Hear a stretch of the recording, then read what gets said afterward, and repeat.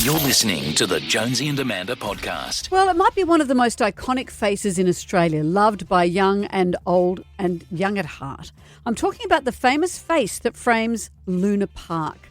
Behind the big pearly whites are stories of con men, criminals, crooked cops, and that's just the beginning. To tell us more is the author of a new book called Luna Park, Helen Pitt. Hello. Here she is. Hello, Helen. Hello. How are you both? We are great.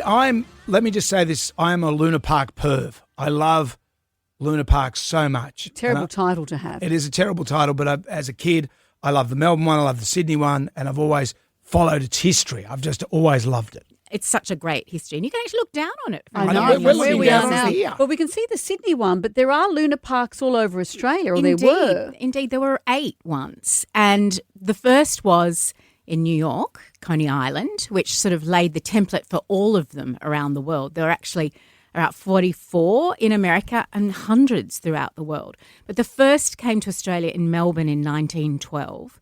The owners that brought it were American. So these American entrepreneurs brought Melbourne's Luna Park. Then they set up one in Adelaide in 1930, several years after. But alas, the good people of South Australia didn't really like it, the sort of crowd that it brought to Glenelg at the end of the tram line.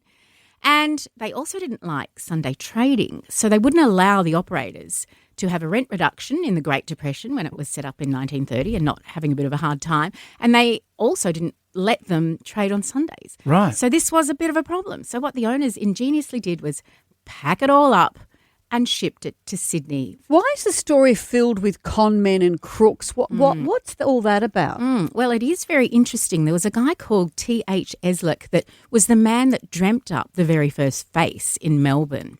He's kind of like your Christopher Skase of the era, I think would be fair to say. He'd worked at amusement parks all over the world. However, his credentials were slightly questionable. He worked on Melbourne's Luna Park. Then he came to Sydney. Then he arrived in Brisbane, and in 1939 got a whole load of people together to help build Luna Park Brisbane.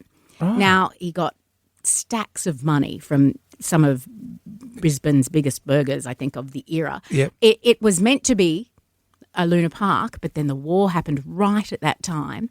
It closes, he disappears overnight and owes a whole load of money to all the people that Did it have a face?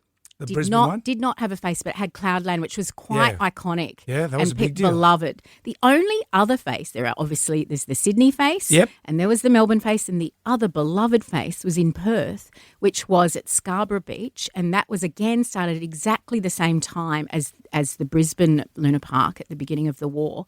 And it was right on the beach at Scarborough. It was a big blue cement rendered thing, equally iconic as the Sydney and Melbourne ones were, and really very popular during wartime and right up until its closure in 1972 when it was bulldozed and became a shopping centre, which it remains today. I know. And everyone's got photos of their family out the front of Melbourne and Sydney's face, don't they? So you can imagine it was a very popular gathering. Because the Sydney one has certainly had a lot of controversy in its time. It's had tragedy. Has the Melbourne one had as much? Has it ever been threatened with being demolished? No.